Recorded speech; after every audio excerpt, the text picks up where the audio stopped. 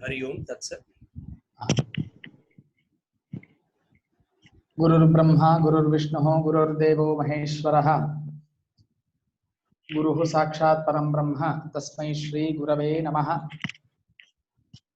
वसुदेवसुतं देवं कंसचाणूरमर्दनं देवकी परमानन्दं कृष्णं वन्दे जगद्गुरुं। ಭಗವಂತನನ್ನು ಸ್ಮರಿಸಿ ಉಪಸ್ಥಿತರಿರುವಂತಹ ಎಲ್ಲ ಶ್ರೋತೃವರ್ಗದವರಿಗೂ ಕೂಡ ವಂದಿಸಿ ಇವತ್ತಿನ ಉಪನ್ಯಾಸವನ್ನು ಪ್ರಾರಂಭ ಮಾಡ್ತೇನೆ.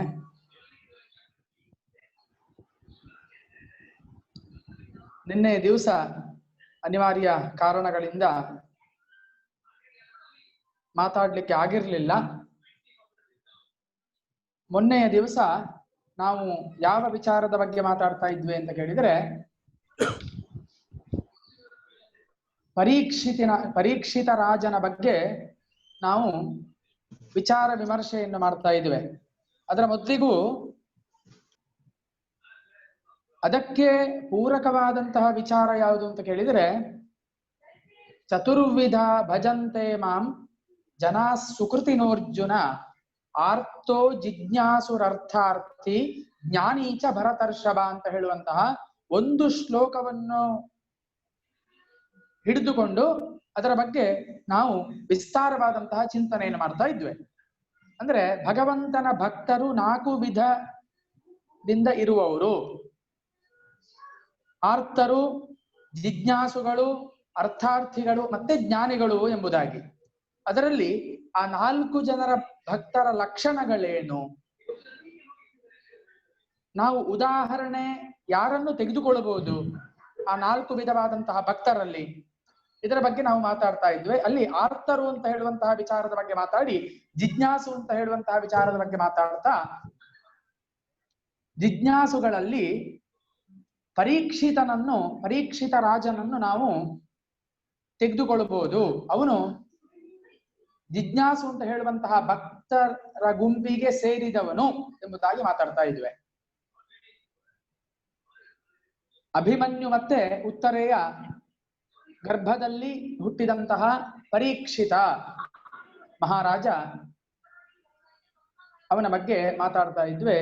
ಅಲ್ಲಿ ಕಥೆ ಏನಾಗಿತ್ತು ಅಂತ ಕೇಳಿದ್ರೆ, ಅವನು ಬೇಟೆಯಾಡ್ಲಿಕ್ಕೆ ಹೋಗುವಂಥದ್ದು.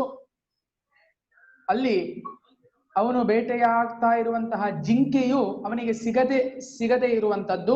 ಆಗ ಅಲ್ಲಿಯೇ ಆಶ್ರಮದಲ್ಲಿ ತಪಸ್ಸನ್ನು ಮಾಡ್ತಾ ಇರುವಂತಹ ಶಮೀಕ ಅಂತ ಹೇಳುವಂತಹ ಋಷಿಯ ಕೊರಳಿಗೆ ಸಿಟ್ಟಿನಿಂದ ಸತ್ತ ಹಾವನ್ನು ಅವನು ಹಾಕ್ತಾನೆ. ಮುಂದೆ ತೆರಳುತ್ತಾನೆ. ಆ ಋಷಿಗೆ ಯಾವುದೂ ಕೂಡ ಗೋಚರವಾಗುವುದಿಲ್ಲ. ಅವನು ಅಂತಹ ಧ್ಯಾನ ಸ್ಥಿತಿಯಲ್ಲಿ ಇದ್ದ ಕಾರಣ. ತದನಂತರ ಸ್ವಲ್ಪ ಸಮಯದ ನಂತರ ಅವನ ಮಗನಾದಂತಹ ಶೃಂಗಿ ಅಂತ ಹೇಳುವಂತಹ ಒಬ್ಬ ಋಷಿಶ್ರೇಷ್ಠನು ಅಲ್ಲಿಗೆ ಬಂದು ನೋಡುವಾಗ, ನನ್ನ ತಂದೆಯ ಕುತ್ತಿಗೆಗೆ ಯಾರು ಈ ಸತ್ತ ಹಾವನ್ನು ಹಾಕಿದ್ದಾರೋ ಅವರು 7 ದಿವಸದ ಒಳಗೆ ಹಾವು ಕಚ್ಚಿ ಸಾಯಿಲಿ ಅಂತ ಶಾಪವನ್ನು ಕೊಡ್ತಾರೆ. ಆ ಶಾಪವನ್ನು ಕೊಟ್ಟದ್ರ ಪರಿಣಾಮ ರಾಜನಿಗೂ ಕೂಡ ಗೊತ್ತಾಗ್ತದೆ, ನಾನು ಶಾಪಗ್ರಸ್ತನಾಗಿದ್ದೇನೆ ಎಂಬುದಾಗಿ. ತದನಂತರ ಸಾಯುವುದು ಖಚಿತ ಅಂತ ಅವನಿಗೆ ಗೊತ್ತಾದ ಮೇಲೆ ಇನ್ನೇನ್ ಮಾಡುವಂಥದ್ದು? ಕೊನೆಯ ಸಮಯದಲ್ಲಾದ್ರೂ ಭಗವಂತನ ಚಿಂತನೆಯನ್ನು ಮಾಡುವ. ಅಂತಕಾಲೇ ವಿಶೇಷತಃ ಅಂತ ಹೇಳಿದ್ದಾರೆ. ಅಂದ್ರೆ ಆ ಕೊನೆಯ ಸಮಯದಲ್ಲಾದ್ರೂ ಭಗವಂತನ ಚಿಂತನೆಯನ್ನು ಮಾಡಬೇಕು ಅಂತ. ಅಂದ್ರೆ ಕೊನೆಯ ಸಮಯದಲ್ಲಿ ನಾವು ಭಗವಂತನ ಚಿಂತನೆಯನ್ನು ಮಾಡಬೇಕು ಅಂತಾದ್ರೆ ಆ ಸಂಸ್ಕಾರ ನಮಗೆ ಮೊದಲೇ ಇರಬೇಕು. ಈಗ ಹೇಳ್ತಾರೆ ನಮ್ಗೆ ಇದೇ ಭಾಗವತದಲ್ಲಿ ಅಜಾಮಿಳೋಪಾಖ್ಯಾನ ಅಂತ ಉಂಟು. ಅಜಾಮಿಳ ಅಂತ ಹೇಳುವಂತಹ ಒಬ್ಬ ದುಷ್ಟ ಎಷ್ಟೇ ಪಾಪಗಳನ್ನು ಮಾಡಿದ್ರೂ ಕೂಡ ಪ್ರಾಣ ಹೋಗುವಂತಹ ಸಂದರ್ಭದಲ್ಲಿ ಅವನ ಬಾಯಿಂದ ನಾರಾಯಣ ಅಂತ ಒಂದು ಶಬ್ದ ಬರ್ತದೆ. ಅದು ಬಂದದ್ರಿಂದಾಗಿ ಅವನಿಗೆ ಸಾಕ್ಷಾತ್ ಮೋಕ್ಷ ಪ್ರಾಪ್ತಿ ಆಯಿತು ಅಂತ ಉಂಟು. ಅವನಿಗೆ ಪುನರ್ಜನ್ಮವೇ ಆಗುವುದಿಲ್ಲ ಅಂತ. ಅಂದ್ರೆ ನಮ್ಗೆ ಕೊನೆಯಲ್ಲಿ ಆದ್ರೂ ಆ ಭಗವಂತನ ನಾಮ ನಮ್ಮ ಬಾಯಲ್ಲಿ ಅಥವಾ ಮನಸ್ಸಿನಲ್ಲಿ ಅವನ ಚಿಂತನೆ ಬರಬೇಕು ಅಂತಾದ್ರೆ ಅದು ಈಗಲಿಂದ ಆ ಸಂಸ್ಕಾರ ಬೆಳೆದುಕೊಂಡು ಹೋದ್ರೆ ಮಾತ್ರ ಸಾಧ್ಯ. ಇಲ್ಲದಿದ್ರೆ ನಮ್ಗೆ ನೆನಪು ಬರುದು ಯಾರದ್ದು ಅಂತ ಕೇಳಿದ್ರೆ, ಜೀವ ಹೋಗುವಾಗ ನಾವು ಕಟ್ಟಿಟ್ಟ ಹಣದ್ದು ಇರ್ಬೋದು, ಅಥವಾ ನಮ್ಮ ಹೆಂಡತಿ ಮಕ್ಕಳದ್ದಿರ್ಬೋದು, ಇತ್ಯಾದಿಗಳದ್ದೇ ನೆನಪು ಬರುದು. ನಮ್ಗೆ ಭಗವಂತನ ಏನು ಚಿಂತನೆ ಆಗ್ಲಿ ನೆನಪಾಗಿ ಬರ್ಲಿಕ್ಕೆ ಸಾಧ್ಯವೇ ಇಲ್ಲ. ಇವತ್ತು ನೀವು ಕೂಡ ಎಲ್ಲ ಇಷ್ಟು ಶ್ರದ್ಧೆಯಿಂದ ಮಾತುಗಳನ್ನು ಕೇಳ್ತೀರಿ ಅಂತಾದ್ರೆ ನಿಮ್ಮಲ್ಲಿ ಆ ಸಂಸ್ಕಾರ ಇದ್ದದ್ರಿಂದ ನೀವು ಕೇಳ್ತಾ ಇದ್ದೀರಿ. ಇಲ್ಲದಿದ್ರೆ ನಿಮ್ಗೆ 2 ದಿವಸ ಉಪನ್ಯಾಸ ಕೇಳಿ ಇದು ಸಾಕು, ಇವ್ರು ಹೇಳಿದ್ದನ್ನೇನೋ ಹೇಳ್ತಾ ಇದ್ದಾರೆ ಒಂದಷ್ಟು ದಿವಸದಿಂದ ಅಂತ ಹೊರಗೆ ಹೋಗ್ತಿದ್ರಿ. ನಿಮ್ಮಲ್ಲಿ ಆ ಸಂಸ್ಕಾರದ ಗುಣ ಇದ್ದದ್ರಿಂದ ನೀವು ಇವತ್ತಿನ ದಿವಸ ಮಾತುಗಳನ್ನು ಕೇಳ್ತಾ ಇದ್ದೀರಿ. ಅದಕ್ಕೆ ಸಂಸ್ಕಾರ ಅಂತ ಹೇಳುದು ನಾವು. ಸಮ್ಯಕ್ ಕರೋತಿ ಅಂದ್ರೆ ನಮ್ಮನ್ನು ಚೆನ್ನಾಗಿ, ನಮ್ಮನ್ನು ಒಂದು ವಿಷಯದಲ್ಲಿ ಪ್ರವರ್ತಿಸುವ ಹಾಗೆ ಮಾಡುವಂಥದ್ದು, ಅದಕ್ಕೆ ಸಂಸ್ಕಾರ ಅಂತ ಹೇಳ್ತಾರೆ. ಹಾಗಿರುವಾಗ ಈ ರಾಜನಿಗೆ ಏನಾಯ್ತು, ಪರೀಕ್ಷಿತ ಮಹಾರಾಜನಿಗೆ ಅಂತ ಕೇಳಿದ್ರೆ, ತಾನು ಸಾಯುವುದು ಖಚಿತ ಅಂತ ಗೊತ್ತಾಗ್ತದೆ. ಆಮರಣ ಅಂತ ಉಪವಾಸವನ್ನು ಮಾಡ್ತಾನೆ. ಗಂಗಾ ನದಿಯ ತಟಕ್ಕೆ ಹೋಗಿ ಭಗವಂತನನ್ನೇ ಧ್ಯಾನಿಸ್ತಾ, ಇನ್ನು 7 ದಿವಸದ ಒಳಗೆ ನನ್ನ ಪ್ರಾಣ ಹೋಗ್ತದೆ ಅಂತ ಗೊತ್ತಾಗಿದೆ. ಅವನು ದೇವಗಂಗೆಯಲ್ಲಿ ನಿರ್ಮಿತವಾದಂತಹ ವೇದಿಕೆಯಲ್ಲಿ ಅವನು ಕೂತ್ಕೊಂಡು ಧ್ಯಾನಗ್ರಸ್ತನಾಗಿರುವಂತಹ ಸಂದರ್ಭದಲ್ಲಿ ಅಲ್ಲಿಗೆ ಅತ್ರಿ, ವಸಿಷ್ಠ, ವಿಶ್ವಾಮಿತ್ರ, ಭೃಗು, ಪರಶುರಾಮ ಇತ್ಯಾದಿ ಮಹಾಂತ ಋಷಿಗಳೆಲ್ಲರೂ ಕೂಡ ಬರ್ತಾರೆ. ಯಾಕೆ ಅಂತ ಕೇಳಿದ್ರೆ ಪರೀಕ್ಷಿತನ ನೋಡ್ಲಿಕ್ಕೋಸ್ಕರವಾಗಿ. ಯಾಕೆ? ಪರೀಕ್ಷಿತನು ಬಹಳ ಶ್ರೇಷ್ಠನಾದವನು. ಅವನ ಒಂದು ಜನ್ಮದ ರಹಸ್ಯವೇ ಬಹಳ ಅತ್ಯದ್ಭುತವಾದದ್ದು. ಪರಶುರಾಮರು ಎಲ್ಲ ಕ್ಷತ್ರಿಯರನ್ನು ನಾಶ ಮಾಡಬೇಕು ಅಂತ ಬ್ರಹ್ಮಶಿರ ಅಂತ ಹೇಳುವಂತಹ ಅಸ್ತ್ರವನ್ನು ಬಿಟ್ಟಾಗ ಶ್ರೀಕೃಷ್ಣನು ಬಂದು ತನ್ನ ಸುದರ್ಶನ ಅಸ್ತ್ರದಿಂದ ಪಾಂಡವರನ್ನು ರಕ್ಷಣೆ ಮಾಡ್ತಾನೆ. ಆ ಸಮಯದಲ್ಲಿ ಈ ಪರೀಕ್ಷಿತ ಮಹಾರಾಜನು ಉತ್ತರೆಯ ಗರ್ಭದಲ್ಲಿ ಇರ್ತಾನೆ. ಆಗ ಏನಾಗ್ತದೆ ಅಂತ ಕೇಳಿದ್ರೆ, ಆ ಪರಶುರಾಮನು ಬಿಟ್ಟಂತಹ ಅಸ್ತ್ರ ಉತ್ತರೆಯ ಗರ್ಭದ ಒಳಗೆ ಪ್ರವೇಶ ಮಾಡಿ ಪರೀಕ್ಷಿತನನ್ನೂ ಕೂಡ ಕೊಲ್ಲಿಕ್ಕೆ ಪ್ರಯತ್ನ ಮಾಡುವಾಗ ಶ್ರೀಕೃಷ್ಣನೇ ಜ್ಯೋತಿ ರೂಪದಲ್ಲಿ ಬಂದು ಆ ಪರೀಕ್ಷಿತನಿಗೆ ಏನ್ ಮಾಡ್ತಾನೆ, ರಕ್ಷಣೆಯನ್ನು ಕೊಡ್ತಾನೆ. ಅದಕ್ಕೋಸ್ಕರವಾಗಿ ಆ ಕೃಷ್ಣನ ಪೂರ್ಣ ಅನುಗ್ರಹಕ್ಕೆ ಪಾತ್ರನಾದವನು ಗರ್ಭದಲ್ಲಿ ಇರುವಾಗಲೇ, ಹೊರಗೆ ಬಂದ ಮೇಲೆ ಅಲ್ಲ, ಗರ್ಭದಲ್ಲಿ ಇರುವಾಗಲೇ ಅವನಿಗೆ ಜ್ಯೋತಿ ರೂಪದಿಂದ ಕೃಷ್ಣನು ದರ್ಶನ ಕೊಟ್ಟಿದ್ದಾನೆ. ಅದಕ್ಕೋಸ್ಕರವಾಗಿ ಪರೀಕ್ಷಿತನು ಬಹಳ ಶ್ರೇಷ್ಠನಾದವನು ಅಂತ. ಅಂತಹ ಪರೀಕ್ಷಿತನ ದರ್ಶನವನ್ನು ಮಾಡ್ಲಿಕ್ಕೋಸ್ಕರವಾಗಿ ಅತ್ರಿ ಇತ್ಯಾದಿ, ವಸಿಷ್ಠ ಇತ್ಯಾದಿ ಋಷಿಮುನಿಗಳಲ್ಲಿಗೆ ಬರ್ತಾರೆ. ರಾಜನು ಅವರನ್ನೆಲ್ಲರನ್ನು ಕೂಡ ನಮಸ್ಕರಿಸಿ ಗೌರವಿಸ್ತಾನೆ. ಮತ್ತೆ ಕೇಳ್ತಾನಂತೆ, ಮುಂದಿನ ಜನ್ಮದಲ್ಲಿಯೂ ಕೂಡ ಭಗವಂತನಲ್ಲಿ ಪ್ರೇಮ ಇರುವ ಹಾಗೆ, ಭಕ್ತಿ ಇರುವ ಹಾಗೆ ನೀವು ಆಶೀರ್ವಾದ ಮಾಡಿ ಅಂತ ಋಷಿಮುನಿಗಳಲ್ಲಿ ಕೇಳಿಕೊಳ್ತಾನೆ. ಋಷಿಮುನಿಗಳೆಲ್ಲ ಹಾಗೆ ಆಶೀರ್ವಾದ ಮಾಡಿ ನಾಮ ಸಂಕೀರ್ತನೆಯನ್ನು ಮಾಡ್ತಾರಂತೆ.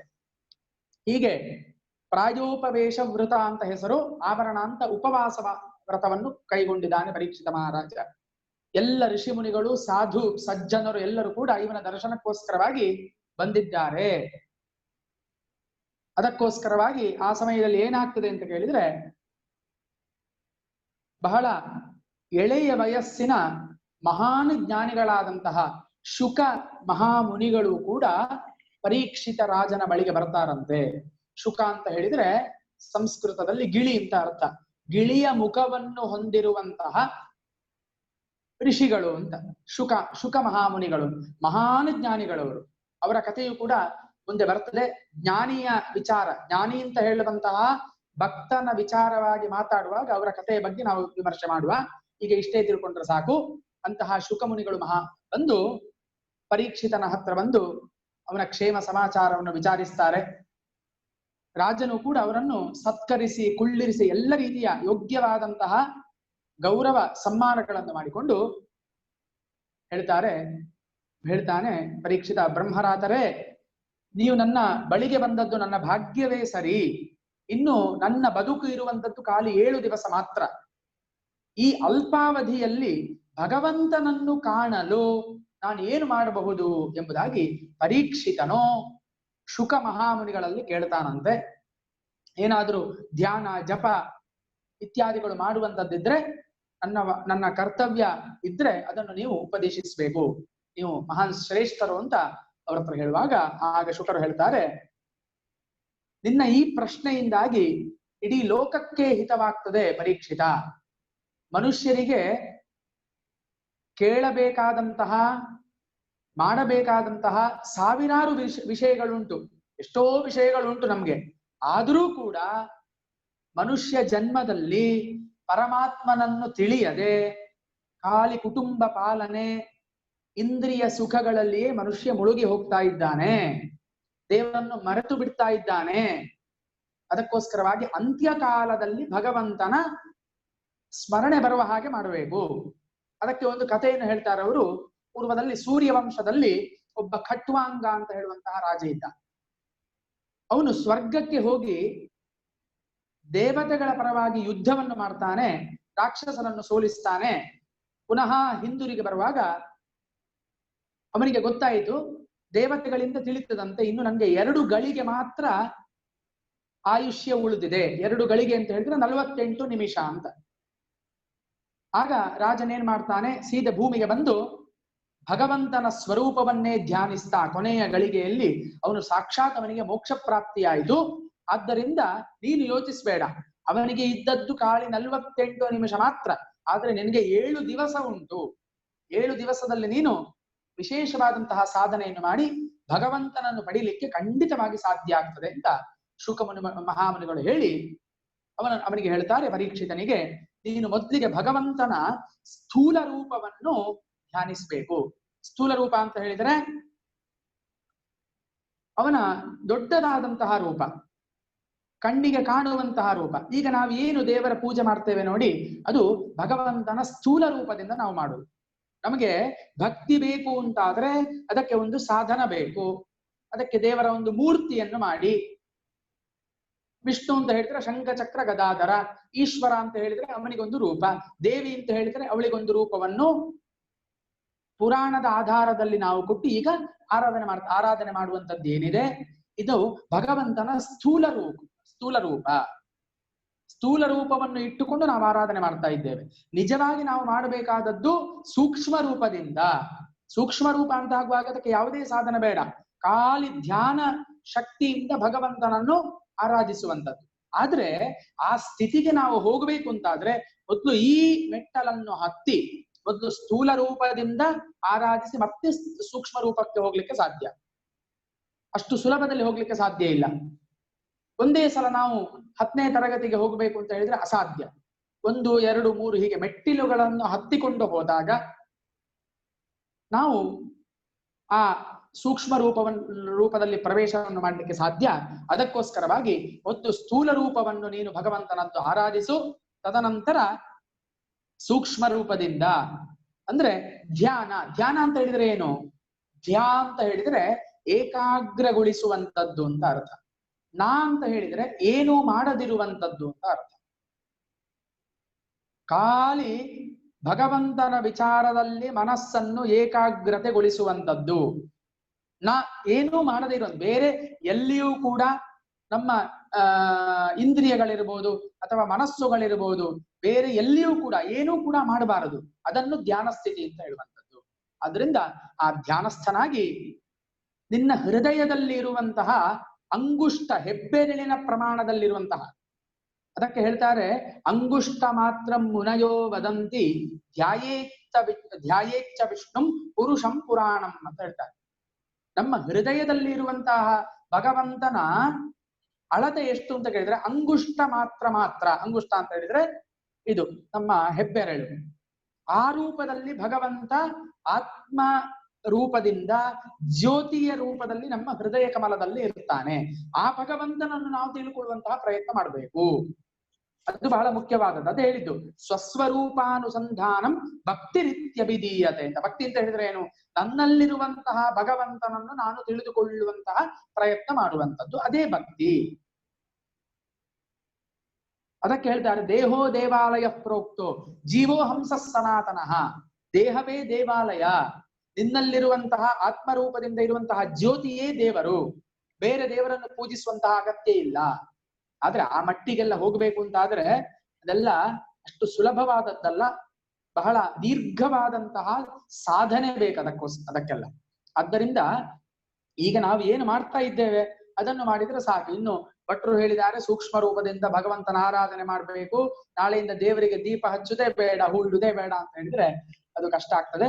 ಆದ್ದರಿಂದ ನಾವು ಈ ಪ್ರಕಾರ ಹೋಗ್ತಾ ನಮ್ಗೆ ಮುಂದೊಂದು ದಿವಸ ಈ ಜ್ಞಾನ ಬರ್ಲಿಕ್ಕೆ ಸಾಧ್ಯತೆ ಇದೆ ಅಂತ ನಾನು ಹೇಳ್ತಾ ಇದ್ದೀನಿ. ಆದ್ರಿಂದ ಆ ಪರೀಕ್ಷಿತನಿಗೆ ಏನ್ ಹೇಳಿದ್ರು, ಸೂಕ್ಷ್ಮ ರೂಪದಿಂದ ನೀನು ಸ್ಥೂಲ ರೂಪದಿಂದ ಆರಾಧಿಸಿ ಮತ್ತೆ ಸೂಕ್ಷ್ಮ ರೂಪದಿಂದ ಭಗವಂತನನ್ನು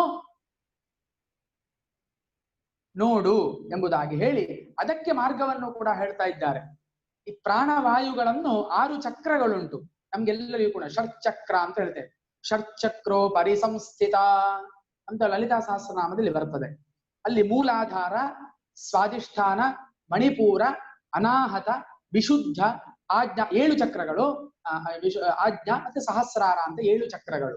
ಅಲ್ಲಿ ಮೂಲಾಧಾರ ಅಂತ ಹೇಳುವಂಥದ್ದು ನಮ್ಮ ಗುದದ ಹತ್ರ ಇರುವಂಥದ್ದು. ಆ ಮೂಲಾಧಾರ ಚಕ್ರಕ್ಕೆ ಅಧಿಪತಿ ಗಣಪತಿ.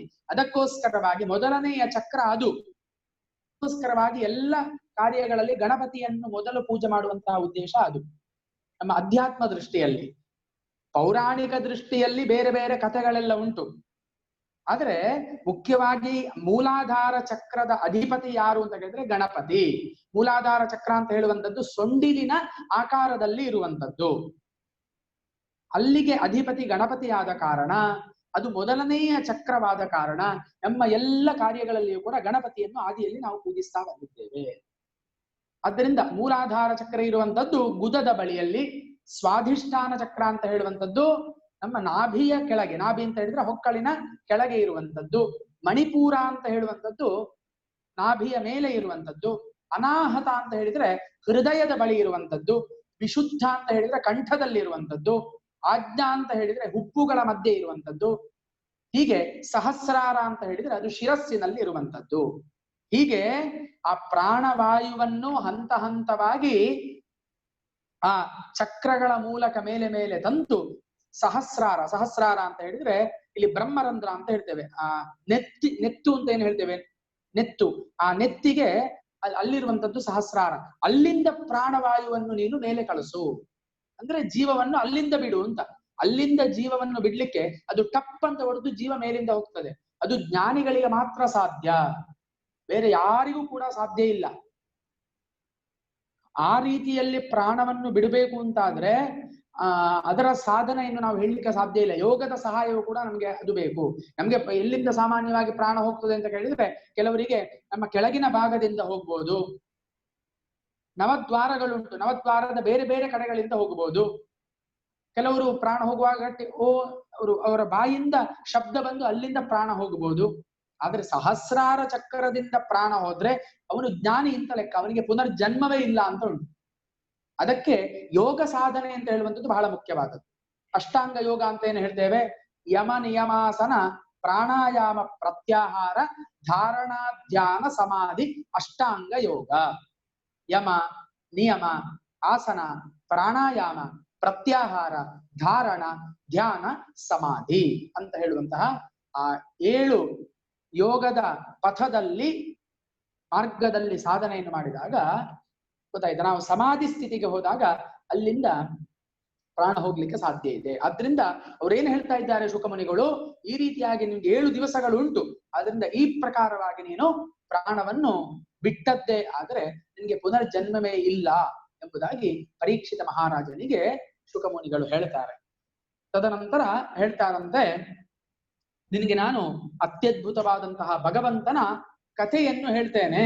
ಅದೇ ಕಥೆ ಇವತ್ತು ಶ್ರೀಮದ್ ಭಾಗವತ ಮಹಾಪುರಾಣ ಅಂತ ಅದು. ಭಾಗವತ ಸಪ್ತಾಹ ಅಂತ ಮಾಡ್ತೇವೆ ನಾವು. ಸಪ್ತಾಹ ಅಂತ ಹೇಳಿದ್ರೆ 7 ದಿವಸದಲ್ಲಿ ನಡೆಯುವಂತಹ ಕಥಾ ಪ್ರಸಂಗ. ಆ ಭಾಗವತದಲ್ಲಿ ಏನಿದೆ, ಸೃಷ್ಟಿಯ ಕುರಿತಾಗಿ ಇದೆ. ಮುಖ್ಯವಾಗಿ ಇರುವಂತದ್ದು ಕೃಷ್ಣನ ಜನ್ಮ, ಕೃಷ್ಣನ ಕಥೆಗಳು ಎಲ್ಲವೂ ಕೂಡ ಮಹಾನ್ ಜ್ಞಾನ ಭಂಡಾರವೇ ಶ್ರೀಮದ್ ಭಾಗವತದಲ್ಲಿದೆ. ಆ 7 ದಿವಸ ಅಂತ ಹೇಳುವಂಥದ್ದು ಅದೇ. ಆ ಪರೀಕ್ಷಿತ ಮಹಾರಾಜನಿಗೆ ಆ 7 ದಿವಸಗಳ ಕಾಲ ಅವನು ಭಗವಂತನ ಜಿಜ್ಞಾಸ್ವಾದ ಕಾರಣ. ಅವನು ಕೇಳಿದ್ದೇನು ಅಂತ ಕೇಳಿದ್ರೆ, ನಾನು ಭಗವಂತನನ್ನು ಕಾಣಲು ಏನು ಮಾಡಬಹುದು 7 ದಿವಸದಲ್ಲಿ ಅಂತ ಕೇಳಿದ್ದು ಶುಕಮುನಿ ಮಹಾಮುನಿಗಳಲ್ಲಿ. ಅದಕ್ಕೆ ಅವರು ಹೇಳ್ತಾರೆ, 7 ದಿವಸ ನೀನು ಈ ರೀತಿಯಾಗಿ ಸಾಧನೆ ಮಾಡು, ಮತ್ತೆ ನಾನು ಹೇಳುವಂತಹ ಭಗವಂತನ ಕಥೆಯನ್ನು ಕೇಳು. ಜಿಜ್ಞಾಸು, ಅವನಿಗೆ ಏನು ಜಿಜ್ಞಾಸು ಅಂತ ಹೇಳಿದ್ರೆ ಅದೇ ಅರ್ಥ, ಭಗವಂತನ ವಿಚಾರದಲ್ಲಿ ವಿಚಾರ ವಿಮರ್ಶೆಯನ್ನು ಮಾಡುವವನು. ಅವನಿಗೆ ತಿಳಿದುಕೊಳ್ಬೇಕು ಅಂತ ಬಹಳ ಆಸಕ್ತಿ ಇದೆ. ಅದಕ್ಕೆ ಇನ್ನೊಬ್ಬರ ತಿಳಿದವರ ಹತ್ರ ಹೋಗಿ ಅದಕ್ಕೆ ಪ್ರಶ್ನೆಗಳನ್ನು ಕೇಳಿ ಅವರಿಂದ ಉತ್ತರವನ್ನು ಪಡ್ಕೊಳ್ಳುವಂತಹ ಭಕ್ತನನ್ನು ಜಿಜ್ಞಾಸು ಅಂತ ಕರೀತಾರೆ. ಆದ್ದರಿಂದ ಈ ರೀತಿಯಾಗಿ ಶುಕಮುನಿಗಳಲ್ಲಿ ಪರೀಕ್ಷಿತನು ಪ್ರಶ್ನೆಯನ್ನು ಮಾಡಿದ್ರಿಂದ ಅವನು ಜಿಜ್ಞಾಸು ಅಂತ ಹೇಳುವಂತಹ ಭಕ್ತರ ವರ್ಗಕ್ಕೆ ಸೇರುತ್ತಾನೆ. ಆರ್ತೋ ಜಿಜ್ಞಾಸು ಅಂತ ಎರಡನೆಯದು. ಇನ್ನು ಅರ್ಥಾರ್ಥಿ ಜ್ಞಾನಿ ಅಂತ ಹೇಳ್ತೇನೆ. ಅದರ ಮೊದಲಿಗೆ ಇಲ್ಲಿ ಅವನು ಮೊದಲು ಕೇಳುವಂಥದ್ದು ಸೃಷ್ಟಿಯ ಬಗ್ಗೆ.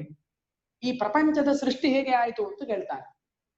ಆಗ ಶುಕಮುನಿಗಳು ಅವನಿಗೆ ಹೇಳ್ತಾರೆ, ಈ ಸೃಷ್ಟಿಯ ಒಂದು ಮರ್ಮವನ್ನು ಹೇಳುವಂತಹ ಸಂದರ್ಭದಲ್ಲಿ ಹೇಳ್ತಾರಂತೆ, ರಾಜೇಂದ್ರ, ಆದಿಪುರುಷನಾದಂತಹ ನಾರಾಯಣನೇ ಜಗತ್ತನ್ನು ಸೃಷ್ಟಿಸುವಾಗ ಬ್ರಹ್ಮ ಎಂಬ ಹೆಸರನ್ನು, ಸ್ಥಿತಿ ಕಾಲದಲ್ಲಿ ವಿಷ್ಣು ಅಂತ ಹೇಳುವಂತಹ ಹೆಸರನ್ನು, ಸಂಹಾರ ಕಾಲದಲ್ಲಿ ಶಿವ ಅಂತ ಹೇಳುವಂತಹ ಹೆಸರನ್ನು ಇಟ್ಟುಕೊಂಡಿರುತ್ತಾನೆ. ಈಗ ನಾನು ಹೊಸದಾಗಿ ನಿಂಗೆ ಸೃಷ್ಟಿಯ ವಿಚಾರವನ್ನೇನು ಹೇಳ್ತಾ ಇಲ್ಲ. ಬ್ರಹ್ಮದೇವನೇ ತನ್ನ ಮಾನಸ ಪುತ್ರನಾದಂತಹ ನಾರದ ಮಹರ್ಷಿಗಳಿಗೆ ಯಾವ ರೀತಿಯಾಗಿ ಸೃಷ್ಟಿಯ ವಿಚಾರವನ್ನು ಹೇಳಿದ್ನೋ ಅದನ್ನೇ ನಾನು ನಿಮ್ಗೆ ಹೇಳ್ತೇನೆ ಅಂತ ಹೇಳಲಿಕ್ಕೆ ಶುರು ಮಾಡ್ತಾನೆ. ಆರಂಭದಲ್ಲಿ ಒಂದೇ ಸೃಷ್ಟಿಯಾದದ್ದು ಆಕಾಶ ಅಂತ ಹೇಳುವಂಥದ್ದು ಸೃಷ್ಟಿಯಾಯ್ತಂತೆ. ಆಕಾಶ ಅಂತ ಹೇಳಿದ್ರೆ ನಮ್ಗೆ ಮೇಲೆ ಕಾಣುವಂಥದ್ದು ಅಂತ ಮಾತ್ರ ಅರ್ಥ ಅಲ್ಲ, ಅವಕಾಶ. ಎಲ್ಲೆಲ್ಲ ಅವಕಾಶ ಉಂಟು ಅದೆಲ್ಲವೂ ಕೂಡ ಆಕಾಶವೇ. ಆಕಾಶವು ಮೊದಲಿಗೆ ಸೃಷ್ಟಿಯಾಯಿತು. ಆ ಆಕಾಶದ ಗುಣ ಏನು ಅಂತ ಕೇಳಿದ್ರೆ ಶಬ್ದ. ಅದಕ್ಕೆ ಹೇಳ್ತಾರೆ ಶಾಸ್ತ್ರದಲ್ಲಿ ಶಬ್ದ ಗುಣಕಂ ಆಕಾಶಂ. ನೀವು ಜಾಗ ಇರುವಲ್ಲಿ ಎಲ್ಲಿ ಹೋದ್ರೂ ಕೂಡ ಕೈಯಿಂದ ಚಪ್ಪಾಳೆಯನ್ನು ಹೊಡೆದಾಗ ಅದು ಪ್ರತಿಧ್ವನಿಯಾಗಿ ಮೂಡಿ ಬರುತ್ತದೆ. ಅಂದ್ರೆ ಶಬ್ದ ಇರುವಂತದ್ದು ಆಕಾಶದ ಲಕ್ಷಣ. ಎರಡನೇದೇನಾಯಿತು ಅಂತ ಕೇಳಿದ್ರೆ ಶಬ್ದ ಮತ್ತೆ ಸ್ಪರ್ಶ ಇರುವಂತಹ ವಾಯುವಿನ ಸೃಷ್ಟಿಯಾಯಿತು, ಗಾಳಿಯ ಸೃಷ್ಟಿಯಾಯಿತು. ಮೊದಲಿಗೆ ಆಕಾಶ, ತದನಂತರ ಗಾಳಿಯ ಸೃಷ್ಟಿಯಾಯಿತು. ಗಾಳಿಯ ಗುಣ ಎರಡು, ಒಂದು ಶಬ್ದ, ಇನ್ನೊಂದು ಸ್ಪರ್ಶ. ಅದಕ್ಕೆ ಹೇಳ್ತಾರೆ ರೂಪರಹಿತ ಸ್ಪರ್ಶವಾನ್ ವಾಯು ಅಂತ. ನೋಡಿ, ಶಬ್ದ ಉಂಟೇ ಉಂಟು ಗಾಳಿಯಲ್ಲಿ. ನಮ್ಗೆ ದೊಡ್ಡ ಬಿರುಗಾಳಿ ಬಂದಾಗ ದೊಡ್ಡ ಶಬ್ದ ಬಂದೇ ಬರ್ತದೆ. ಸ್ಪರ್ಶ, ಗಾಳಿ ಬಂದಾಗ ನಮ್ಮ ದೇಹಕ್ಕೆ ಅದರ ಅನುಭವ ಆಗಿಯೇ ಆಗ್ತದೆ. ನಾವು ಹೇಳ್ತೇವೆ ಸೆಕೆ ಇದ್ದಾಗ ಒಳ್ಳೆ ಗಾಳಿ ಬರ್ತಾ ಉಂಟು ಅಂತ. ಈ ಎರಡು ಗುಣ ಇರುವಂತದ್ದು ಯಾವುದಕ್ಕೆ? ವಾಯುವಿಗೆ. ತದನಂತರ ಯಾವುದರ ಸೃಷ್ಟಿ ಆಯಿತು ಅಂತ ಕೇಳಿದ್ರೆ ಅಗ್ನಿಯ ಸೃಷ್ಟಿ ಆಯಿತು. ಅಗ್ನಿಯ ಗುಣಗಳು ಮೂರು, ಶಬ್ದ, ಸ್ಪರ್ಶ ಮತ್ತೆ ರೂಪ, ಮೂರು. ಅಗ್ನಿಯಲ್ಲಿ ಶಬ್ದ ಇದೆ. ಏನಾದ್ರೂ ಅಗ್ನಿಗೆ ಹಾಕಿದ್ರೆ ಚಟಪಟ ಚಟಪಟ ಅಂತ ಶಬ್ದ ಬರ್ತದೆ. ಸ್ಪರ್ಶ, ಉಷ್ಣ ಸ್ಪರ್ಶವ ತೇಜ ಅಂತ ಹೇಳಿದ್ರು. ಮುಟ್ಟಿದಾಗ ಬಿಸಿಯಾಗುವಂತದ್ದು ಬೆಂಕಿಯ ಲಕ್ಷಣ. ಹೌದಲ್ವಾ? ಎಲ್ಲರೂ ಒಪ್ಲೇಬೇಕು, ಅದರಲ್ಲಿ ಏನು ನಮ್ಗೆ ಸಂಶಯ ಇಲ್ಲ. ಇನ್ನೊಂದು ರೂಪ. ಅಗ್ನಿಗೆ ರೂಪ ಇದೆ, ವಾಯುವಿಗೆ ರೂಪ ಇದೆಯಾ? ಇಲ್ಲ. ವಾಯುವಿಗೆ ರೂಪ ಇಲ್ಲ, ನಮ್ಗೆ ಗೊತ್ತಾಗುದಿಲ್ಲ. ಆಕಾಶಕ್ಕೆ ರೂಪ ಉಂಟಾ? ಆಕಾಶಕ್ಕೆ ರೂಪ ಇಲ್ಲ. ನಾವು ಕಾಣುವಂತಹ ಆಕಾಶ ಅಲ್ಲ ಅದು. ನಾವು ಗೊತ್ತಾಗ್ಲಿಕ್ಕೋಸ್ಕರವಾಗಿ ಮೇಲೆ ನೋಡಿ ಆಕಾಶ ಅಂತ ಹೇಳ್ತೇವೆ ಅಷ್ಟೇ. ಆಕಾಶ ಎಲ್ಲೆಲ್ಲ ಜಾಗ ಇದೆ, ಅವಕಾಶ ಇದೆ, ಅದೆಲ್ಲವೂ ಕೂಡ ಆಕಾಶವೇ. ಆದ್ದರಿಂದ ಈ ಅಗ್ನಿಯ ಗುಣ ಏನು? ಶಬ್ದ, ಸ್ಪರ್ಶ ಮತ್ತೆ ರೂಪ ಅಂತ ಹೇಳುವಂಥದ್ದು. ಹೀಗೆ ಮೂರು ಗುಣಗಳಿಂದ, ಅಂದ್ರೆ ಇಲ್ಲಿ ಏನ್ ಹೇಳ್ತಾ ಇದ್ದಾರೆ? ಪಂಚಭೂತದ ಸೃಷ್ಟಿಯನ್ನು ಹೇಳ್ತಾ ಇದ್ದಾರೆ. ಅದಕ್ಕೋಸ್ಕರವಾಗಿ ಪಾಂಚಭೌತಿಕ ಶರೀರ ಅಂತ ಹೇಳುವಂಥದ್ದು. ಇನ್ನು ನಾಲ್ಕನೆಯದ್ದು ಯಾವುದು ಅಂತ ಕೇಳಿದ್ರೆ ನೀರು, ಅಪ್ ಅಂತ ಹೇಳುವಂಥದ್ದು. ನೀರಿನ ಸೃಷ್ಟಿ ಆಯ್ತು. ನೀರಿನ ಗುಣಗಳು ಯಾವುದು? ಶಬ್ದ, ಸ್ಪರ್ಶ, ರೂಪ ಮತ್ತೆ ರಸ ಅಂತ ಹೇಳುವಂಥದ್ದು. ರಸ, ಅದನ್ನು ಕುಡ್ದಾಗ ಅದರಲ್ಲಿ ಒಂದು ಸಿಹಿಯ ಅಥವಾ ಉಪ್ಪು ನೀರಾದ್ರೆ ಉಪ್ಪಿನ ಅನುಭವ ನಮಗೆ ಆಗ್ತದೆ. ಹಾಗಿರುವಾಗ ಅದಕ್ಕೆ ರಸ ಅಂತ ಹೇಳುವಂತಹ ಗುಣ ಉಂಟು. ನೀರಿನಲ್ಲಿ ಶಬ್ದ ಇದೆ, ಏನಾದ್ರೂ ಹಾಕಿದ್ರೆ ಅದರಿಂದ ಶಬ್ದ ಬರ್ತದೆ. ಸ್ಪರ್ಶ ಗುಣವೂ ಕೂಡ ಇದೆ, ಮುಟ್ಟಿದಾಗ ಗೊತ್ತಾಗ್ತದೆ. ತಣ್ಣಗಿರುವಂಥದ್ದು, ಅದಕ್ಕೆ ಹೇಳ್ತಾರೆ ಶೀತ ಸ್ಪರ್ಶವತ್ಯ ಆಪಹ. ಮುಟ್ಟಿದಾಗ ತಣ್ಣಗೆ ಆಗುವಂಥದ್ದು ನೀರಿನ ಲಕ್ಷಣ ಎಂಬುದಾಗಿ. ನಾವು ಬಿಸಿ ಮಾಡಬಹುದು, ಬಿಸಿ ಮಾಡಿದ್ರೆ ಬಿಸಿ ಇರುವಷ್ಟು ಹೊತ್ತು ಮಾತ್ರ ಬಿಸಿ, ಮತ್ತೆ ಅದು ಬರುವಂತದ್ದು ತನ್ನ ಮೊದಲಿನ ಗುಣಕ್ಕೆ. ಮೊನ್ನೆ ನಾನು ಅದಕ್ಕೆ ಶ್ಲೋಕ ಹೇಳಿದೆ, ನಮ್ಮ ನಿಜ ಸ್ವಭಾವ ಏನಿದೆ ಅದನ್ನು ತಿದ್ದಲಿಕ್ಕೆ ಸಾಧ್ಯ ಇಲ್ಲ. ಅದಕ್ಕೆ ಉದಾಹರಣೆ ನೀರನ್ನು ಕೊಟ್ಟದ್ದು ನಾನು. ನೀರು ಬಿಸಿ ಮಾಡಿದ್ರೆ ಬಿಸಿ ಇರುವಷ್ಟು ಹೊತ್ತು ಮಾತ್ರ, ಮತ್ತೆ ಪುನಃ ಆಗುವುದು ತಣ್ಣಗೆ. ಹಾಗೆ ಮನುಷ್ಯ ಅವನಿಗೆ ಎಷ್ಟೇ ಬುದ್ಧಿವಾದ ಏನೇ ಹೇಳಿದ್ರೂ ಕೂಡ ಒಂದಷ್ಟು ಸಮಯ ಸರಿ ಇರ್ತಾನೆ, ಪುನಃ ತನ್ನ ಸ್ವಭಾವಕ್ಕೆ ಅವನು ಹಿಂದಿರುಗ್ತಾನೆ. ಸ್ವಭಾವವನ್ನು ಹುಟ್ಟು ಸ್ವಭಾವವನ್ನು ಬಿಡ್ಲಿಕ್ಕೆ ಯಾರಿಂದಲೂ ಕೂಡ ಸಾಧ್ಯ ಇಲ್ಲ ಅಂತ ಇದರ ಅರ್ಥ. ಹಾಗಿರುವಾಗ ನೀರಿನ ಗುಣ 4, ಕೊನೆಯದಾಗಿ ಭೂಮಿಯ ಸೃಷ್ಟಿ ಆಯ್ತು, ಪೃಥಿವಿಯ ಸೃಷ್ಟಿ ಆಯ್ತು. ಅದರ ಗುಣ ಏನು? 5 ಗುಣ: ಶಬ್ದ, ಸ್ಪರ್ಶ, ರೂಪ, ರಸ, ಗಂಧ. ಅದಕ್ಕೆ ಹೇಳ್ತಾರೆ ಗಂಧವತಿ ಪೃಥಿವಿ. ಒಂದು ಪರಿಮಳ ಅಂತ ಹೇಳುವಂಥದ್ದು. ಶಬ್ದ ಇದೆ, ಸ್ಪರ್ಶ ಇದೆ, ರೂಪ ಇದೆ, ರಸ ಇದೆ, ಗಂಧ ಅಂತ ಹೇಳಿದ್ರೆ ಪರಿಮಳ ಅಂತ ಅರ್ಥ. ನೋಡಿ, ಒಳ್ಳೆ ಮಳೆ ಬಂದಾಗ ಇದಕ್ಕೆ ಆ ಮಣ್ಣಿನ ಒಂದು ಪರಿಮಳ ಅಂತ ಹೇಳುವಂಥದ್ದು ಬಾಳಿ ಒಳ್ಳೆದಿರುತ್ತದೆ, ನಿಮಗೆಲ್ಲ ಅನುಭವ ವೇದ್ಯವಾದದ್ದು. ಅದನ್ನು ಗಂಧ ಅಂತ ಹೇಳುತ್ತೆ. ಹೀಗೆ 5 ಗುಣ ಉಳ್ಳದ್ದು ಯಾವುದು ಅಂತ ಹೇಳಿದ್ರೆ ಪೃಥಿವಿ. ಹೀಗೆ ಪಂಚಭೂತಗಳ ಸೃಷ್ಟಿ ಹೇಗೆ ಆಯಿತು ಅಂತ ಅದನ್ನು ಉಪನಿಷತ್ತು ಕೂಡ ಅದನ್ನು ಸಮರ್ಥನೆ ಮಾಡ್ತಾ ಇದೆ ಮಂತ್ರಗಳ ಮೂಲಕ. ನೋಡಿ, ಸ್ಪರ್ಶ ಆಕಾಶಾದ್ವಾಯು ಅಂತ ಹೇಳಿ, ಆಕಾಶದಿಂದ ವಾಯು, ವಾಯೋರಗ್ನಿ, ವಾಯುವಿನಿಂದ ಅಗ್ನಿ, ಅಗ್ನೇರಾಪಃ, ಅಗ್ನಿಯಿಂದ ನೀರು, ಅದ್ಭ್ಯ ಪೃಥಿವಿ, ನೀರಿನಿಂದ ಭೂಮಿ, ಪೃಥಿವ್ಯಾ ಓಷಧಯ. ವೇದದಲ್ಲಿ ಇನ್ನು ಸ್ವಲ್ಪ ಮುಂದೆ ಹೋಯ್ತದೆ. ಪೃಥಿವ್ಯಾ ಓಷಧಯ, ಪೃಥಿವಿಯಿಂದ ಔಷಧಿಗಳು ಅಂದ್ರೆ ಏನು?